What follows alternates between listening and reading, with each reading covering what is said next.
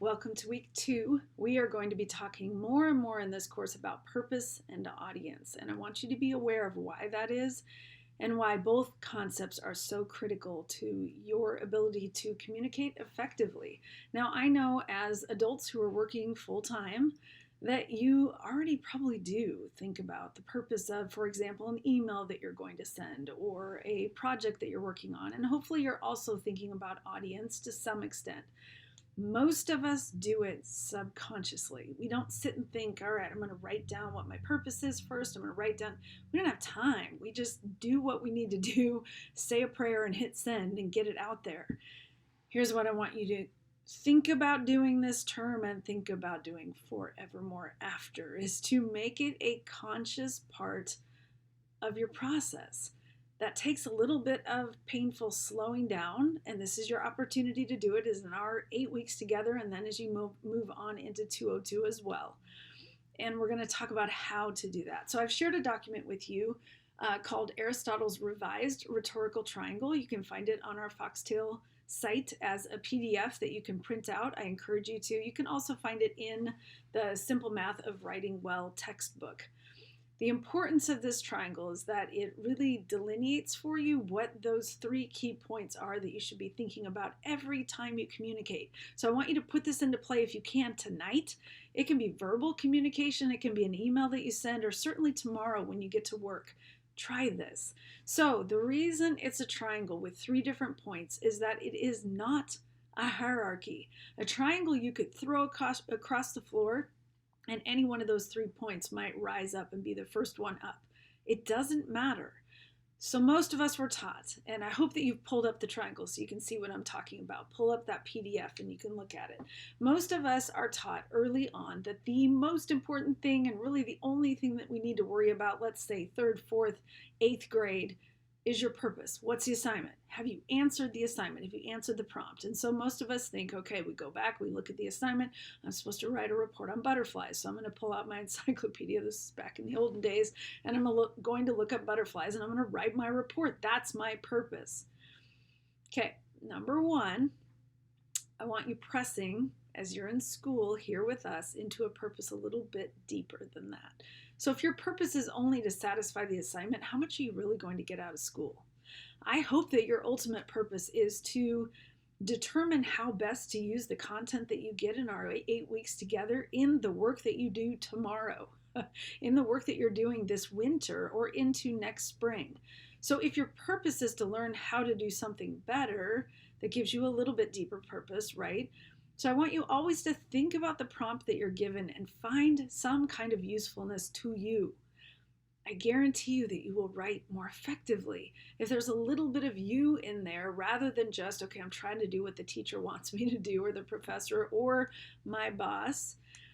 Instead, what is it that you are investing that has meaning for you that you think that the world needs to hear about? You're going to communicate in a more impassioned way. So that's purpose, number 1. Digging in a little bit more deeply. And that handout and the book both have a little bit more explanation on that. Next, audience. It's not just a matter of knowing who your audience is, but taking the time to either think about it, if you know who they are, think about what you do know and how best to approach what you're going to communicate. Or if you don't know, there's no reason not to know. We have the internet, so you can Google people, look them up, see what they look like. I just did that last night actually with one of my teenagers to determine the race of someone that he was writing about in order to more effectively write an essay that was actually about race. And so it made a difference who that person was and how their voice sounded. So, audience, questions that you need to be considering are sometimes the things that we feel are a little bit sticky that we shouldn't be thinking about, but you need to think about gender, age, race, income level, if you have access to that, education level, any kind of a tendency towards religion or spirituality. It makes a big difference. Where were they raised? Where do they live now? There are endless questions. It goes on, and there are some questions on the handout and some more in the book that really get you digging into who is your audience. The reason is, if you are using language that you might naturally use towards a family member, towards someone else who is a student at George Fox because you know that you have certain commonalities with one another and therefore you can use that language, but your audience is not one of those people and you use that language, it can be off-putting. It can make them go like this and not want to listen to you because they disagree completely with how you're approaching something, and you haven't approached it with the sensitivity that acknowledges that their language may be different than yours, their experience may be different than yours. It gives you a much more nuanced and astute way of approaching things if you take the time to ponder your audience. So for example, on the way to work, if you know that you have to send an email, there was something that came in at 5, 6, 7 o'clock the night before, you didn't want to handle it then, you know you have to handle it in the morning, spend your drive thinking about who that person is or those people. So it could be that it's an audience of 1, an audience of 10, sometimes it's an audience of thousands, if not a million. I had a student once in this program who wrote for one of the wineries, and her challenge in audience was reaching people who know nothing about wine but are interested in the winery and might want to bring guests, and so it's potential clientele, and then people who have been in the winery business for decades and would feel condescended to if she used low down language. So she had to find ways to hit that larger audience all at once. But that doesn't mean that it's a general audience. Let me just tell you now that that phrase does not exist, because a general audience for the winery, for example, is not going to be someone living in Thailand who doesn't speak English.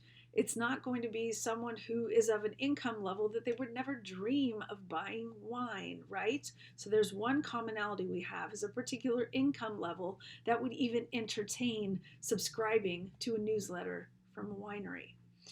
So audience, same as purpose, you got to dig a little bit more deeply. There's a third corner on that triangle. That corner is the writer. Sometimes call this the psychological corner. This is where you need to dig into who you are. So those same questions that you would pose to your audience, I want you to have the ability to pose to yourself. What is your race, your age, your gender? Where did you grow up? What's your income level? What was the income level of your family? What was the education level of your family?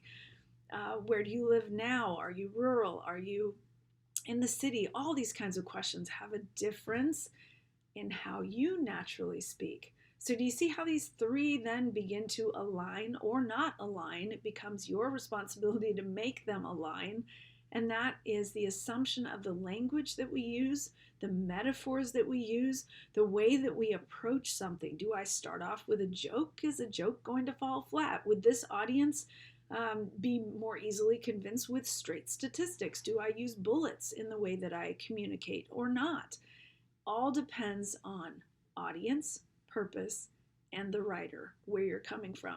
In the middle of that triangle, and the reason I call it Aristotle's revised rhetorical triangle is that he came up with a rhetorical triangle similar to this, but some of the wording around the three corners had shifted to meet more of a 21st century sensibility. And the middle talks about medium.